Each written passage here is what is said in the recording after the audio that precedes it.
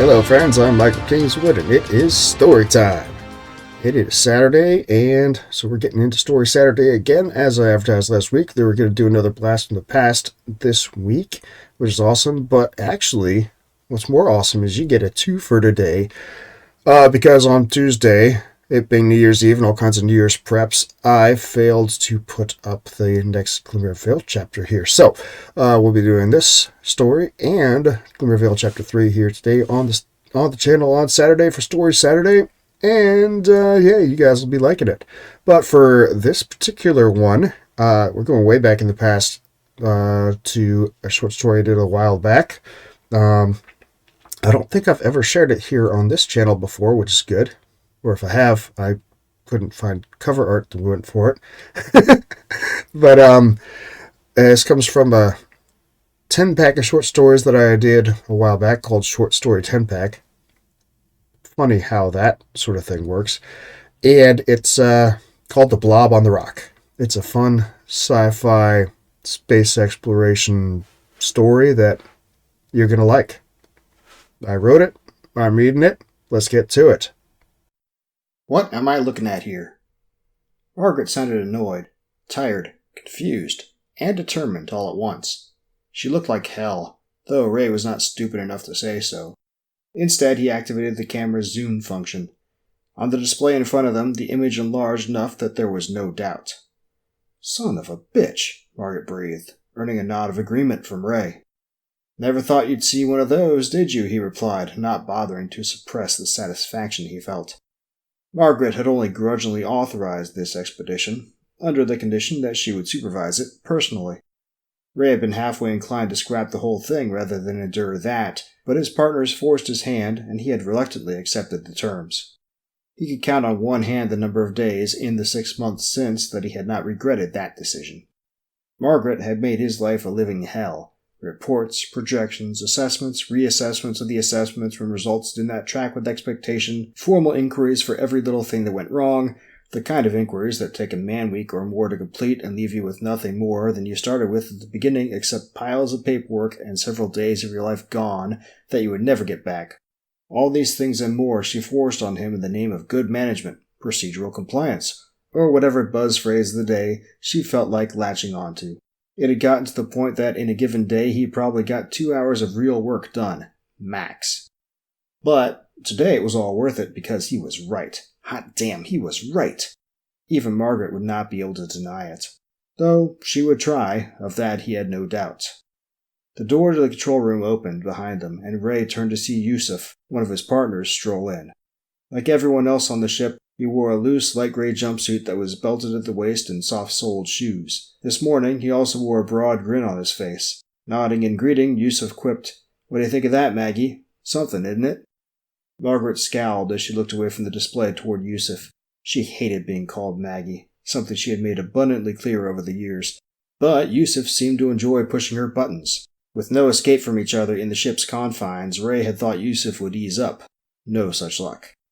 "Yes, very interesting," Margaret replied in a clipped tone that generally meant she was about ready to chew some ass, but hardly conclusive in and of itself. Ray felt his jaw drop. "What do you mean?" he said. "What else could... I can think of half a dozen explanations off the top of my head, none of which conform to your hypothesis," she replied. Yusuf snorted and opened his mouth to retort, but stopped as Ray raised a calming hand. "What would you suggest, then?" Ray asked in as polite a tone as possible. Margaret was silent for a moment as she looked back at the display and the image that grew slowly larger as their ship approached the object. Ray could not figure how there could be any doubt, but he was forced to admit it was more prudent to proceed from a skeptical point of view, however much he might not like it. Finally, she spoke again. "Continue gathering data, and when we get close enough, collect a sample. If this," she gestured toward the slowly rotating object in the display, "is what you think it is, we should be able to tell easily enough once we get a close look at it." Ray blinked in surprise. He glanced at Yusuf, who wore a startled expression as well, one that faded into wariness quickly. "Is that wise?" Yusuf asked, his voice for once completely serious. "We don't know where it's from or what it can do. If we expose ourselves or contaminate the ship..." Now it was time for Margaret to snort.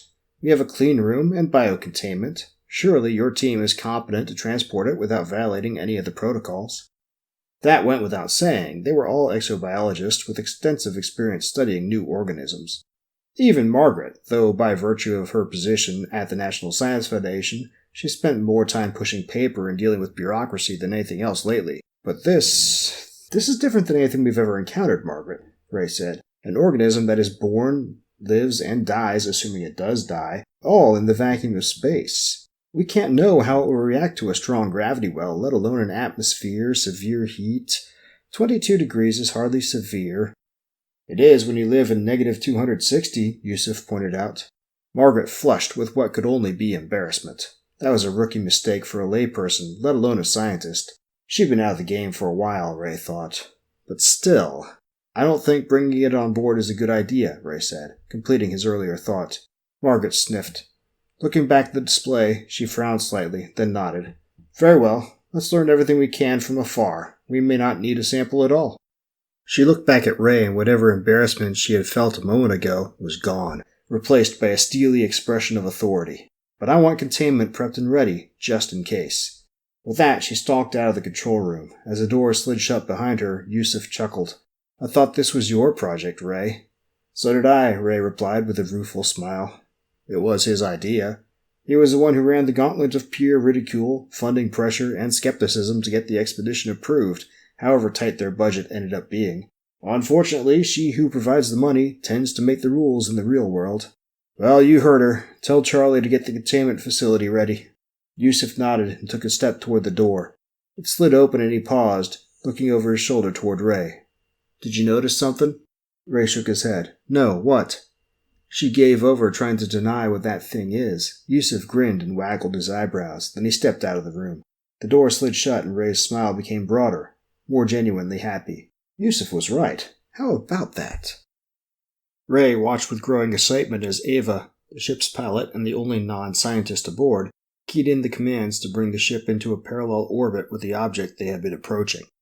They were close now, only a kilometer away from it, and Ray could make out every detail with only minor use of the camera's zoom feature. The asteroid was oblong, just over 100 meters in length and about a third of that wide, and tumbled end over end in a slow, awkward-looking rotation.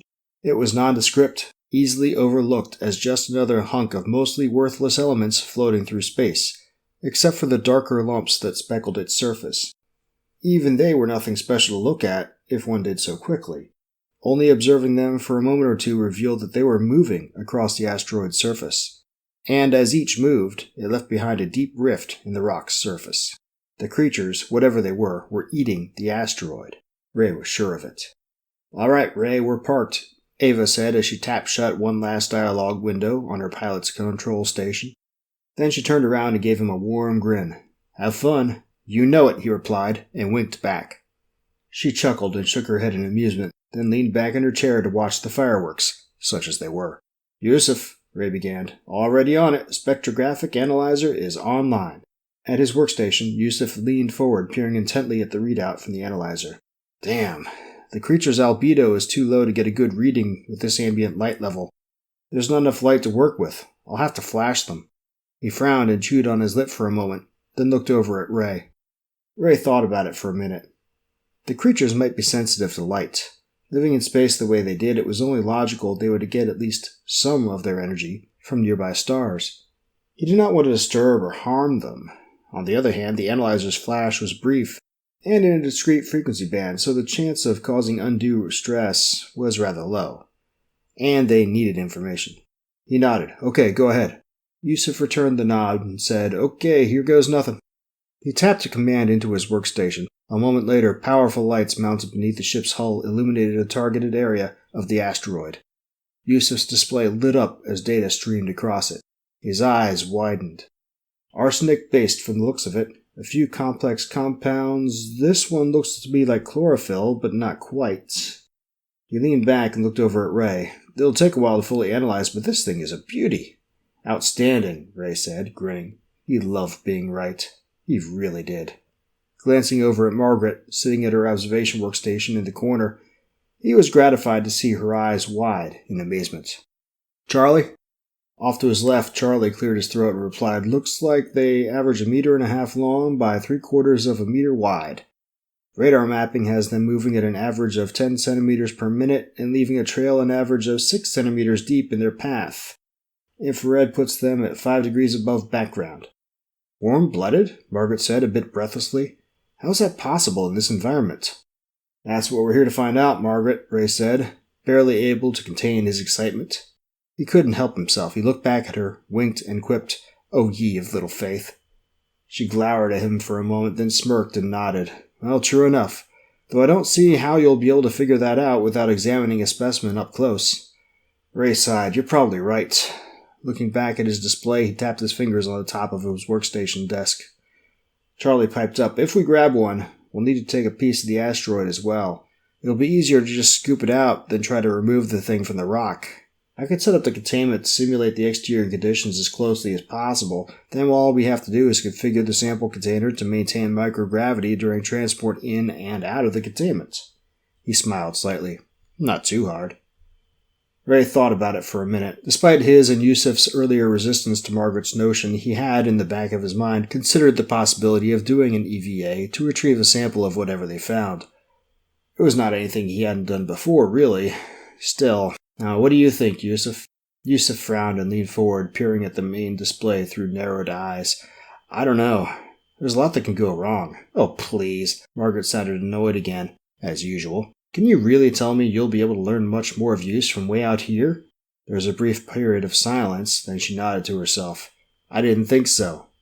Ray and Yusuf traded glances. Yusuf rolled his eyes, no doubt thinking the same thing Ray was. If only she would leave them alone to do their work, things would be so much easier. Ray sighed. "All right, Margaret, we'll do it your way. Charlie, prep for an EVA." The creature resting on the hunk of rock in the middle of the containment area did not look like anything special. Just a green-brown blob atop a green-brown surface. It was the coolest thing Ray had ever seen. As promised, Charlie had adjusted the containment area to match the conditions outside the ship as closely as they were able. The creature should be relatively comfortable. "Okay, now what?" It was almost like Yusuf was reading Ray's mind. Ray shrugged. "No idea. Charlie? We could try adjusting conditions, applying some stimulation, see how it responds." Ray frowned as he considered Charlie's words. "What'd you have in mind? I don't want to hurt it." "Raise the ambient light level a little? I guess that can't do any harm. Go ahead." Charlie nodded and turned to the containment area's control workstation. Through the one-way viewing window, Ray could see light levels increasing perceptibly. They waited for several minutes, but nothing happened. He nodded in response to a questioning look from Charlie, then waited as the other man raised the light level again. Still nothing. Charlie raised the light level a third time. The creature seemed to shrink in on itself and darken. That could not be good. "Turn it down," Ray commanded, and within seconds Charlie had the lights back down to their original setting. The creature slowly returned to its normal size, and from what Ray could tell in the lower light, its original color. He breathed a sigh of relief that was echoed by the others with him. "That was interesting," Yusuf remarked. The intercom beeped and Ava's face appeared on the display. She looked a bit worried. "Hey Ray, I just detected a burst of radio waves." He could feel his eyebrows rising on his forehead. "Radio? From where?" "Hard to say. The directional is not giving me a good reading. It's almost as if..." She frowned. "I'd say it came from us, but we haven't been transmitting." Something off-screen caught her attention and her frown deepened. Another burst of radio. The directional got a read. This time, her eyes widened. "It's coming from the asteroid." "What?" Beside him, Margaret interjected, "Maybe we're not the first ones here." Ray shook his head. "Not a chance. Did you hear of any other projects like ours?" Silence was her answer. Ray looked around to see her biting her lip nervously. Finally, she shook her head. "What's causing it, then?" No one said anything for a long time. Ray had a suspicion, but it was so unlikely. He caught himself mid-thought and gave himself a mental shake. Very little in nature was actually impossible. What if... He looked back at the creature in the containment and felt another surge of excitement. "Ava, stand by," he said. "Charlie, raise the light level again, please. Slowly." Charlie nodded, an eager light in his eyes. He suspected the same thing Ray did, apparently. "What are you doing?" Margaret asked. She moved forward from her observer's station to stand next to Ray, between him and Yusuf. He glanced to the side, annoyance welling up for a moment. It was crowded enough without having someone pushing people around, But then he saw her expression. Nervousness had given way to actual fear. She had been out of the game for a while. He reminded himself that looking at a new life form in the eye in the depths of space is far different from making policy decisions in an office in Washington, D.C. "Just watch," Ray said with a smile he hoped was reassuring. "This should be interesting." The light level in the containment area gradually increased in response to Charlie's command. As before, nothing happened for a time. Then, suddenly, the creature again shrank and darkened. Charlie looked at Ray. "Turn it down?" "Just a moment." Ray glanced at the intercom display. "Ava?" Her reply was instant. "More radio transmissions, no good direction. What are you doing down there?" "Confirming a hypothesis. Keep monitoring." With that, he turned back to Charlie and gestured for him to lower the lights again. Very quickly, the ambient light in the containment area was back to its original setting. The creature reacted as it had before, returning to its original configuration. "Any change, Ava?" She nodded. "Radio transmissions have stopped." "I'd say that confirms it," Yusuf said with a grin. "They communicate with each other using radio waves." "Astounding," Margaret breathed. Her nervousness was obviously fading. She leaned forward toward the viewing window to get a better look. "I've never heard of such a thing." "It's not that unbelievable," Charlie said. "Eels on Earth can generate an electric current. It's not far from that to generating a radio signal." "Yes, but to encode it, to make it coherent," Yusuf snorted. "Let's not get ahead of ourselves. It's not like they're transmitting television or something." Before Ray could interject, Ava gasped in surprise and shock over the intercom. He blinked. She was normally a very cool customer. "Ava, what's up?"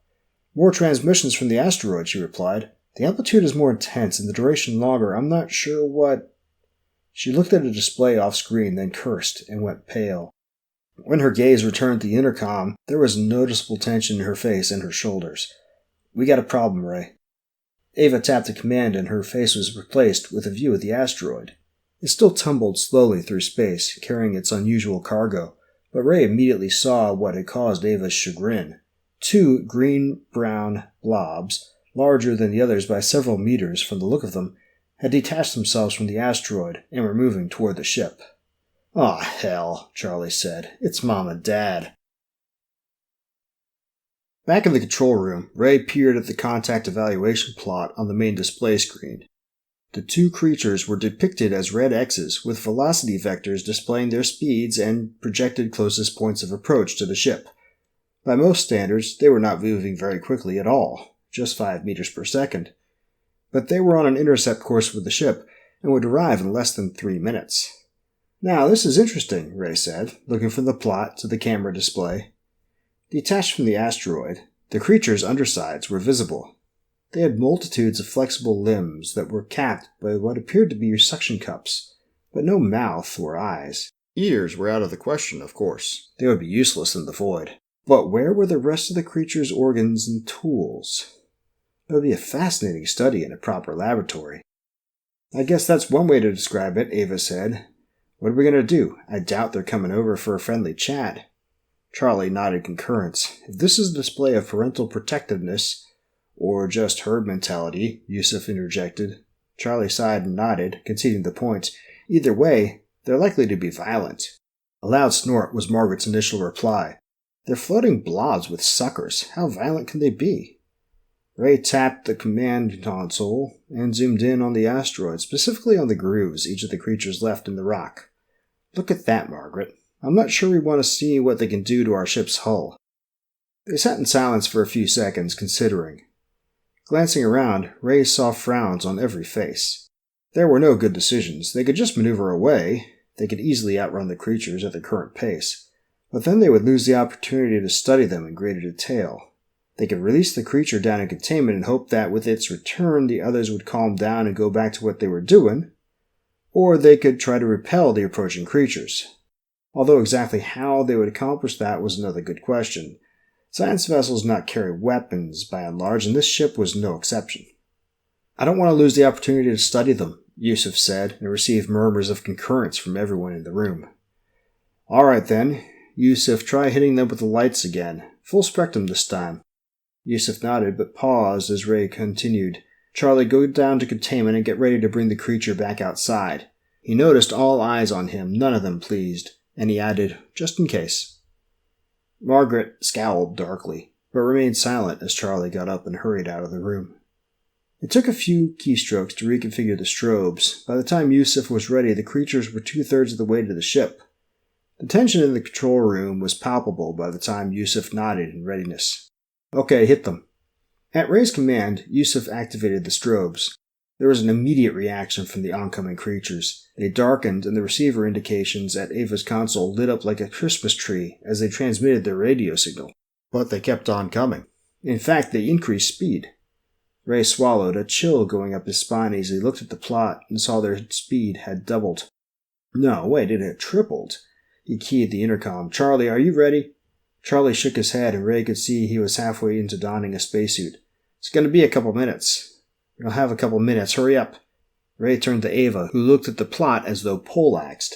Ava, move us away. She did not move, so he shouted more loudly, Ava! Ava shook herself and acknowledged, then tapped in the sequence of commands that activated the ship's thrusters.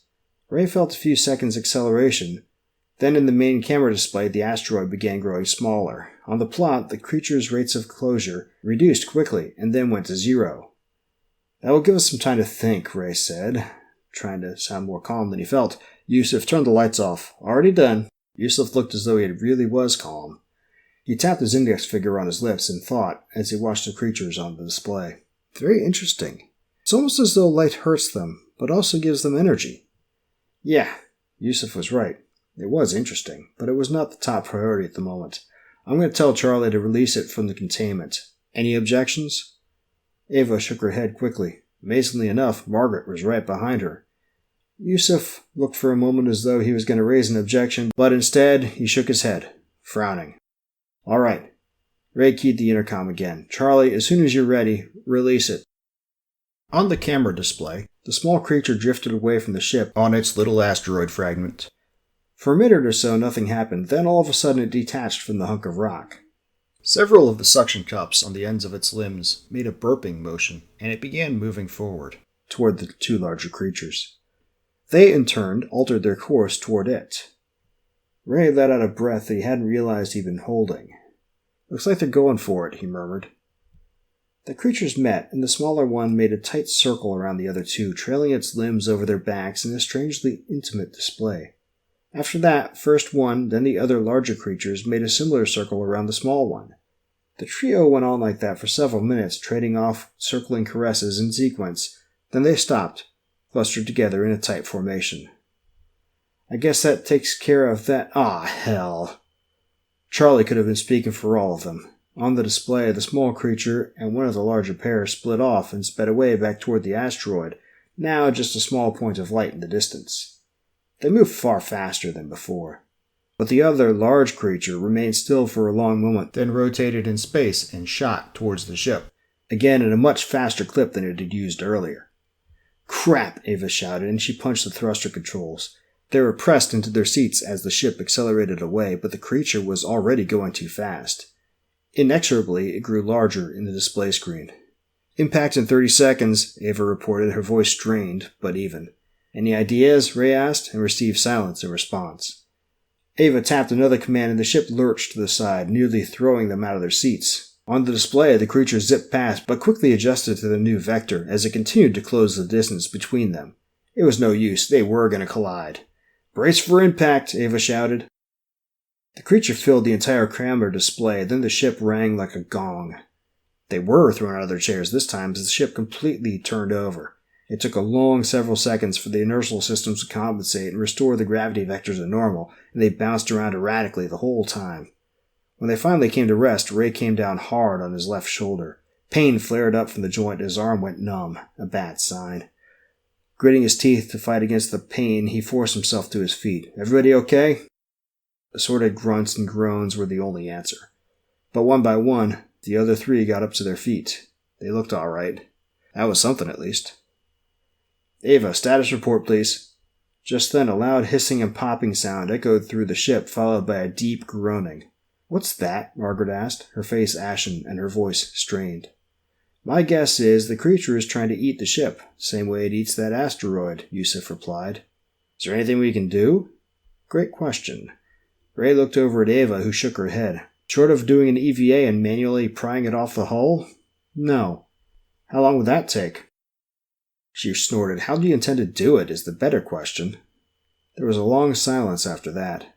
Ray did a mental tally of their onboard equipment and was forced to concede her points. They did not have anything that could even begin to dislodge something as large as that creature. So we're screwed, Charlie summed up, apparently having done the same calculation in his head. Looks that way, Ray said. Okay, Charlie, get all the data we've collected and transmit it to the Kranz station. Ava, get the lifeboat powered up. The rest of you gather up your gear and all the food and water you can carry. There's no telling how long a rescue will take. He rose and moved toward the door, but Margaret stepped in his way. This is insane. You can't know that it will be able to get through the hull. It's just a matter of time if it keeps working at it. And what's to stop it from coming after us in the lifeboat? Ray sighed, feeling the other's eyes on him as he replied, Nothing. Our best hope is that it's so focused on taking out the ship that it won't notice us when we launch. And if it isn't? He shrugged, and her face dropped. He thought he saw the beginnings of tears in her eyes for a moment. Then, with a swift inhalation, she wiped her eyes and nodded. We better get to it, then. Right then, in spite of himself, Ray found that he admired her. Through the lifeboat's viewing window, Ray watched as their ship died. First one, then a second stream of gases began venting from the vessel as the creature chewed through the hull and into the innards of the ship. The ship began rotating erratically under the force of the venting gases, and then, suddenly, it blew apart in a quickly extinguished flash of flame. The creature must have contacted the fuel lines. Ray almost hoped the creature had been killed in the blast, but his intellect rebelled against such barbarity. It wasn't the creature's fault that they had come barging into its home and carried off its child.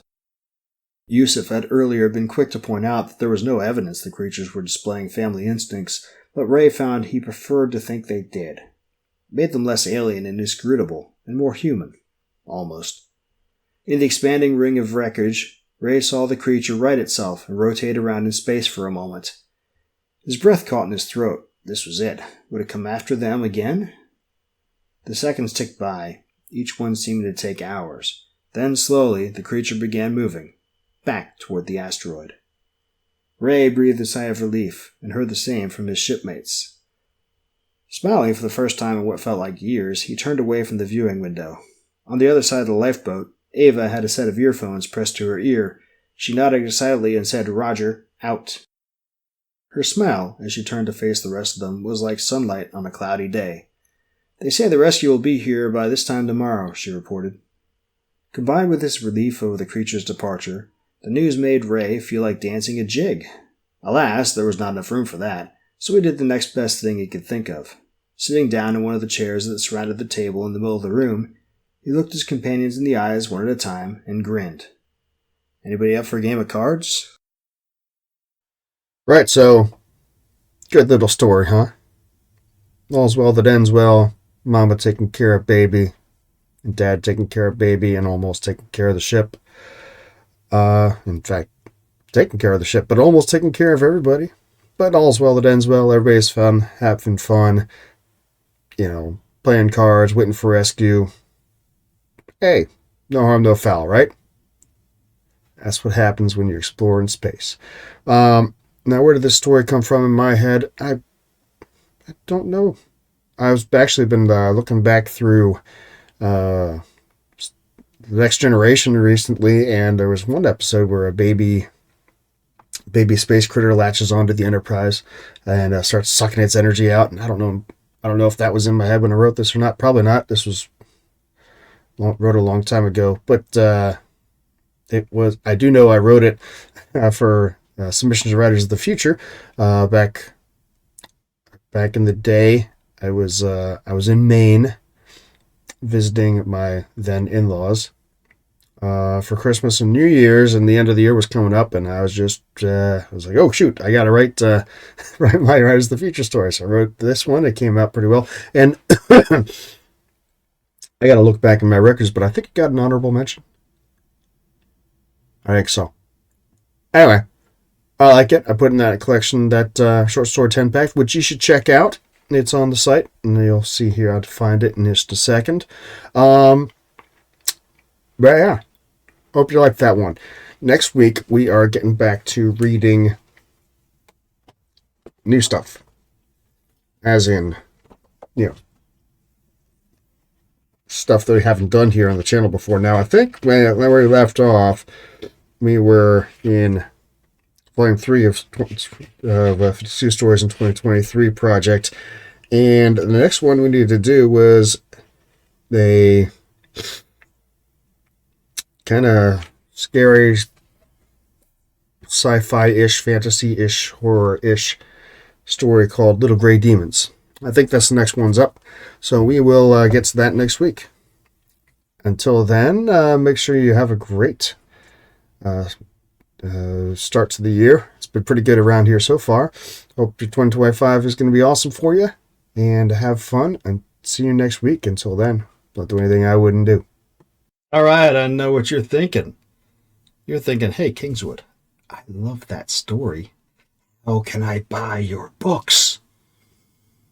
Great question. Here's the answer. Best way to buy my books is to come over to my site, michaelkingswood.com/store.